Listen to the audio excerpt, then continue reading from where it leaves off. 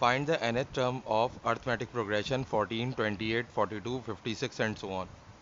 हमारे पास एक arithmetic progression है और हमें इसकी nth टर्म फाइंड आउट करना है। और हमारे पास जो अर्थमेटिक प्रोग्रेशन है वो है 14, 28, 42, 56। तो अर्थमेटिक प्रोग्रेशन की क्या पहचान होती है कि अगर हम इसकी दो कंसेक्यूटिव टर्म्स का डिफरेंस लें तो वो हमेशा कांस्टेंट आता है। जैसे 28 माइनस 14 जो है वो 14 होगा, इसी तरह 42 माइनस 28 भी 14 होगा, 56 माइनस 42 भी 14 होगा।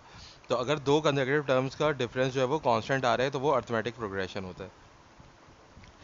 और हम यूँ भी कह सकते हैं, अगर हम सेकंड टर्म में से फर्स्ट टर्म माइनस कर दें तो हमारे पास 14 आएगा। इसी तरह थर्ड टर्म में से सेकंड टर्म माइनस करेंगे तो भी 14 आएगा, और फोर्थ टर्म में से थर्ड टर्म माइनस करेंगे तो भी 14 आएगा।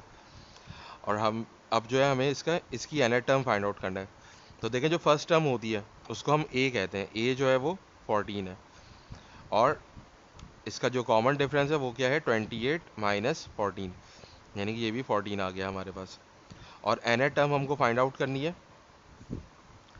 तो जो है हम nth टर्म का फॉर्मूला अप्लाई करेंगे जो कि होता है a plus n minus 1d।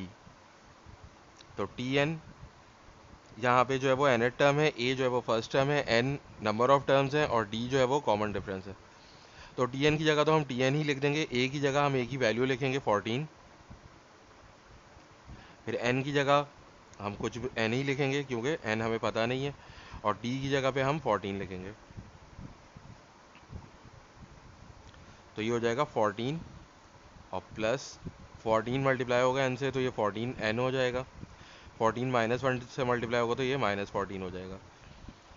तो टी और 14 माइनस 14 ज़ीरो होता है, तो हमारे पास सिर्फ 14n बचेगा। तो टी एन या nth टर्म जो है वो क्या है, हमारे पास 14n है इस अर्थमेटिक प्रोग्रेशन की।